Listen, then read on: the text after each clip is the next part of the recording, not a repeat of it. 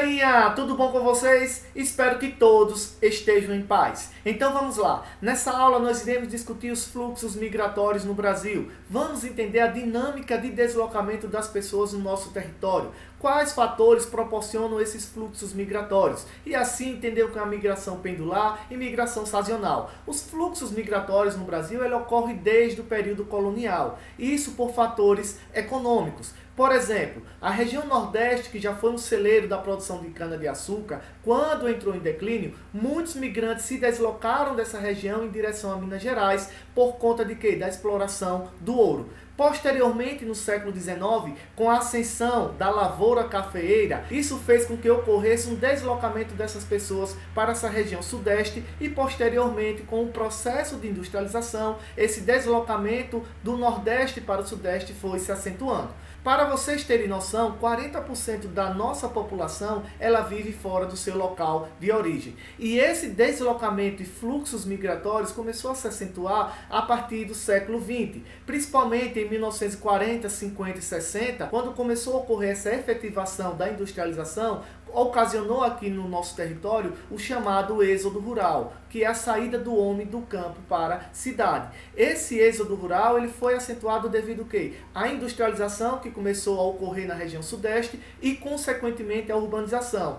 Esse processo de saída do campo para a cidade teve alguns fatores, como a expropriação de terra. Então, pequenos agricultores que se endividaram com bancos perderam suas terras, então teve que sair do campo para a cidade. Outro fator foi a mecanização da lavoura. Então, com o emprego de máquinas, a colheitadeira, então máquinas mais sofisticadas, foram substituindo essa mão de obra rural e essas pessoas, então, se viram na condição de sair do campo para a cidade e assim fazendo com que ocorresse esse êxodo rural. E outro fator foi a ampliação das leis trabalhistas, que foi também ampliada para os trabalhadores rurais. Nesse período que ocorreu esse intenso êxodo rural, 50 milhões de brasileiros saíram do campo para a cidade e assim ocasionou esse êxodo rural elevado aqui no nosso território. Agora a gente vai ver um gráfico que vai mostrar a população urbana e rural no Brasil. Como eu disse, o processo de êxodo rural ele começa a se acentuar a partir de 50, 60 e 70. Então, olhando aqui esse gráfico, em 1950 ainda a gente tinha a população rural maior do que a população urbana. Então, a população urbana aqui era de 36%.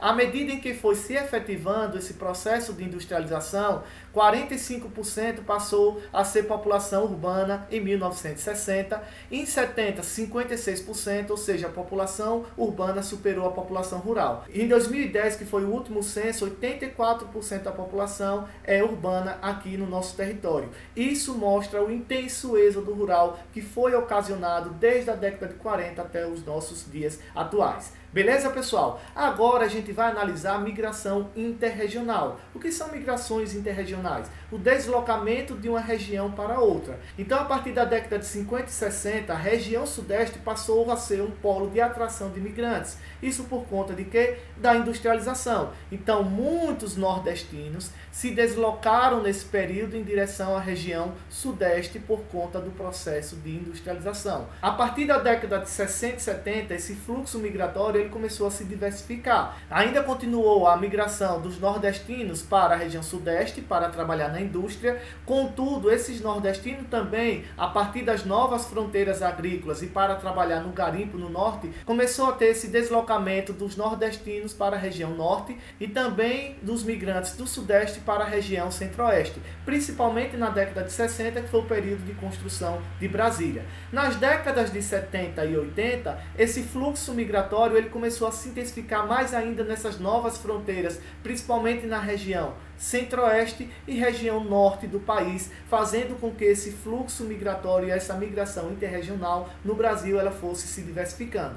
E assim, com o processo de desconcentração industrial que foi ocorrendo no Brasil, muitas indústrias saíram da região sudeste e foram para alguns polos na região nordeste e fez com que essa dinâmica de fluxo migratório mudasse aqui no nosso território. Ainda continuou tendo essa migração do nordestino para a região sudeste, porém muitos nordestinos nordestinos agora passaram a se deslocar para a região centro-oeste, muitos migrantes da região sudeste e sul para a região centro-oeste e norte do país, fazendo com que ocorresse essa nova dinâmica de fluxo migratório no Brasil. Atualmente a gente tem no Brasil um fluxo migratório um pouco diferente. Então muitas pessoas que saíram do Nordeste e foram para o Sudeste, a gente olhando aqui essa seta, muitos estão fazendo o quê? Voltando para a região Nordeste, por conta do crescimento de algumas cidades que têm uma grande importância econômica, como Salvador, Recife, Ceará. Então esses nordestinos saem dessa região Sudeste e voltam para a região Nordeste.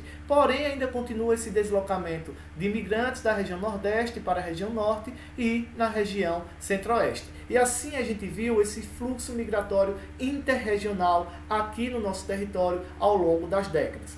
Agora a gente vai ver os tipos de migrações. A gente tem as migrações chamadas pendulares. São os deslocamentos diários de pessoas entre a moradia e o local de trabalho. Por exemplo, uma pessoa que mora na cidade de Coronel João Sá e trabalha em Carira, ela faz um deslocamento da sua moradia até o local de trabalho. Se ela vai e volta todos os dias, esse tipo de migração é chamado migração pendular, porque é um movimento diário de pessoas entre a sua moradia e o local de trabalho. Isso ocorre muito nos grandes centros e grandes capitais. Pessoas que se deslocam de uma cidade para outra e vão e voltam diariamente, fazendo com que ocorra essa migração pendular.